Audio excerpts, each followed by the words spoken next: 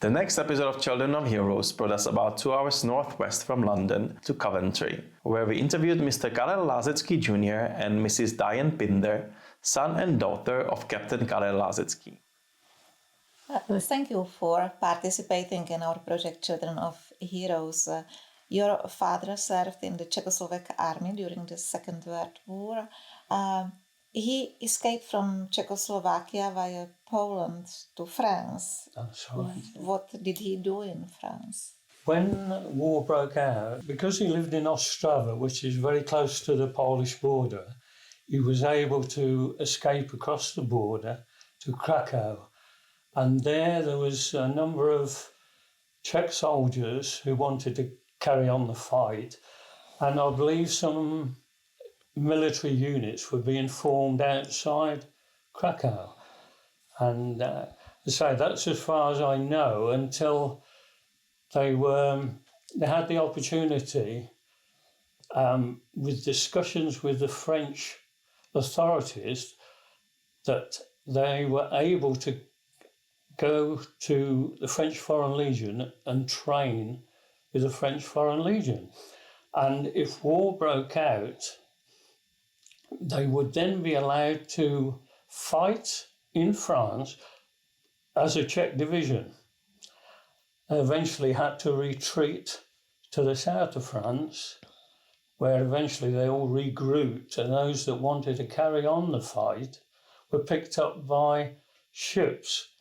And the ship eventually got to Liverpool, and that's how he arrived in England, and from there is the next part of the story.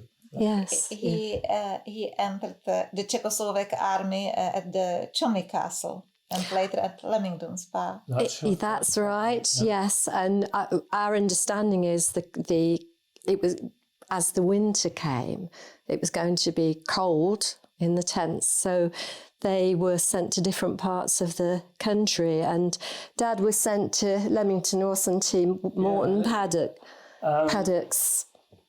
The government obviously commissioned some of the big country houses around Leamington, Morton paddocks, Morton Moral, Kyneton, and Dad was stationed at Morton paddocks, along with the 2 Czech heroes who were stationed there, Capt and Cubis. One would imagine that Dad would have come across or probably known Capt or Cubis, because they would have been part of the same unit that he was in. So, Mum and Dad met at the pump rooms in Leamington. I guess the Czech soldiers used to go to the weekly dances, and my mum used to go with her friends to the dances. She lived with her parents in a tiny little place. She was the youngest of 6, and it was all very exciting when they invited Dad back home for the first time. They had a few sticks of furniture.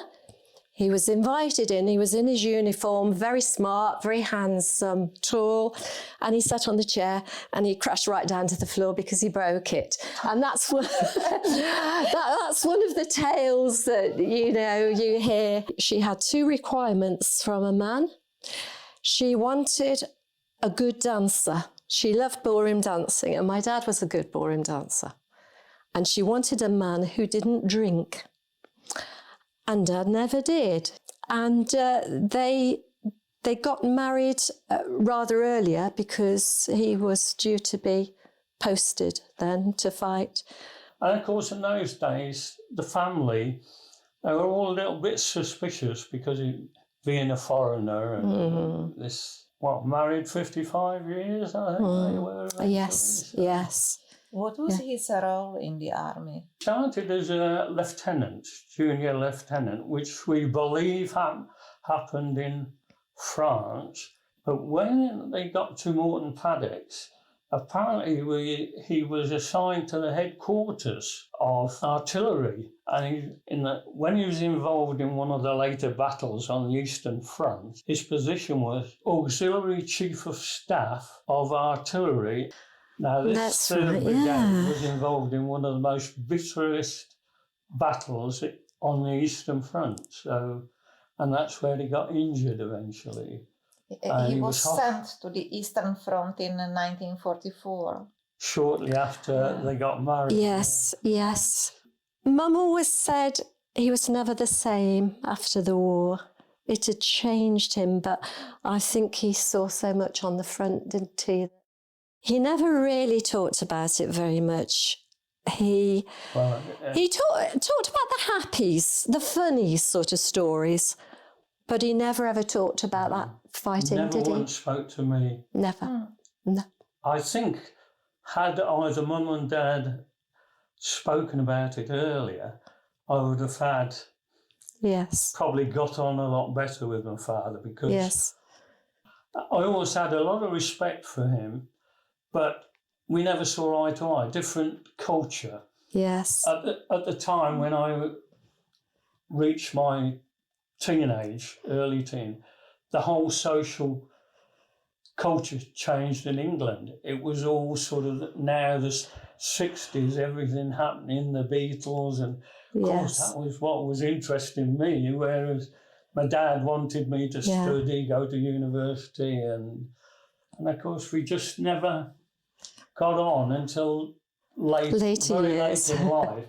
But he still never told me, what he'd gone through. When they thought everything was fine and settled down over in Czechoslovakia, even in Ostrava where his family were, I came along, so the family unit was there.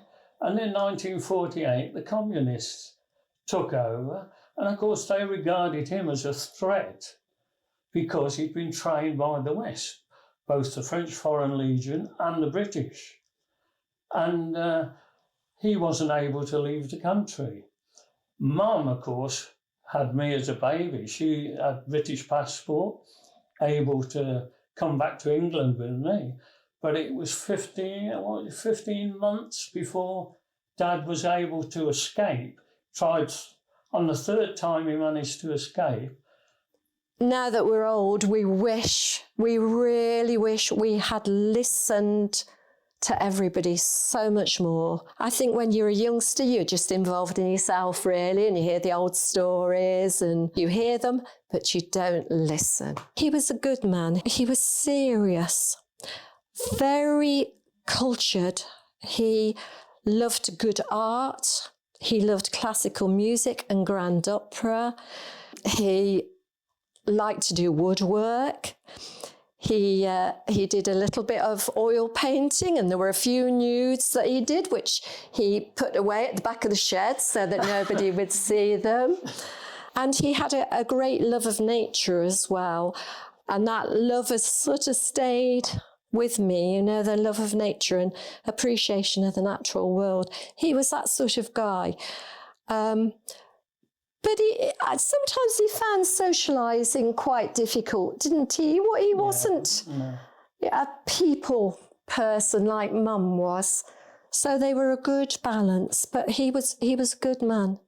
What I know now about him, I feel so guilty, that I wasn't involved and listened to him, but it was the culture difference, I think. He was brought up very strict.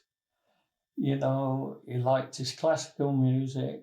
I liked the pop music at the time. I was playing guitar, trying to learn guitar. And what is your profession? Well, I had a number of jobs when I left school. Nothing really appealed to me. But eventually, more by accident than design, I ended up involved in marketing for a company that was based in Hatton Lock, geotechnical engineering company. And I was there for quite a number of years and ended up as like junior management marketing. So, and we developed from a small independent company to one of the largest companies in the UK, because it was very specialised what we did. You chose to become a teacher? Yes. Did you like your job? Pardon? Did you like your job? Oh, yes. I feel immensely privileged to have worked with the sort of people that I've worked with. I've worked in a number of different schools. So started teaching at 21 or 22. Had about 3 years of teaching, and then I had my children. Stayed at home to raise them when they were little ones, and then I went back to teaching. And I taught until I was 57. You are a big fan of art, especially painting. Yes, again, it's a hobby really. I do a little bit of painting, a bit of calligraphy, a bit of embroidery. I spend my time walking, gardening, bits of art, a little bit of very bad piano playing. That's about it really. And enjoying my grandchildren as well. And a question for both of you. How did your Czech heritage affect your lives? I was always very aware of being Czech, always, and loved it. I always regret that my dad never taught me Czech. And I used to say to him, "Oh, why don't you teach me Czech? I want to learn Czech." And his argument was, "No, we want you to learn really good English." I mean, he failed on that count as well. But yes, I've always been proud of my Czech heritage. Follow that. I'm afraid I was a rebel. I didn't want anything to do. So once I reached grammar school, I wanted to be English, you know. And I'm thinking, well, why have I got this strange name, you know, that everybody looking at me, and all my friends regarded me, you know, they called me Kaz, you know, not Karel.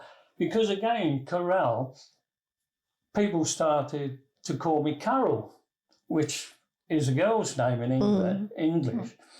So that initially sort of perhaps, you know, hindered my Czech roots, if you will. But of course, since found out about what the Czechs went through, I can't get enough of it now. There's so much more I want to find out about my dad and what he was involved in. For example, I wrote to the Czech archives in Prague and said, well, nobody in the family had ever seen any medals. There must be a reason why he was made honorary colonel retired.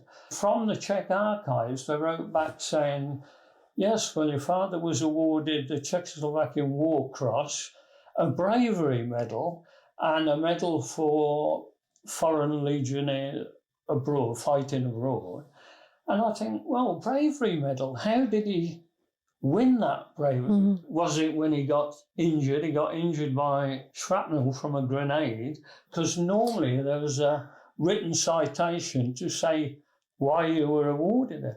And there's little sort of passages throughout that I would still, before I pass on, would like to find out.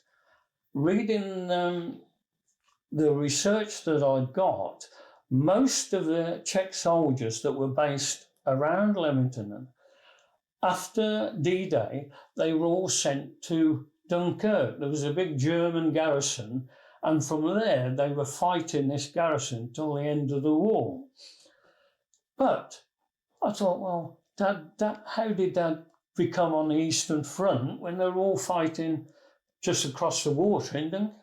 And apparently there was a little snippet that I found online, something like 40 to 60 officers were sent to fight on the Eastern Front because they'd suffered so many heavy casualties fighting alongside the Red Army. When Mum and Dad came back to England, they had nothing, absolutely nothing. So they had to start from scratch. Therefore, Mum had to go out to work. And because she was working, they shared everything. So I would frequently see my dad doing the ironing or the cleaning, or he often helped Mum on a Friday night to do all the washing. I mean, we had to do our share as well. We had to do chores, didn't we, around the house? You know, they just shared the workload because they had to share sort of the income, if you like. Mum had to earn some and my dad did, you know. So he was very much into justice and equality and morals. And I think that sort of thing stays with you, you know, for the rest of your life when you're brought up with somebody like that. He was a good man. Sadly missed. I would give anything now for him to be sitting here and to really talk to him. But that's life, isn't it?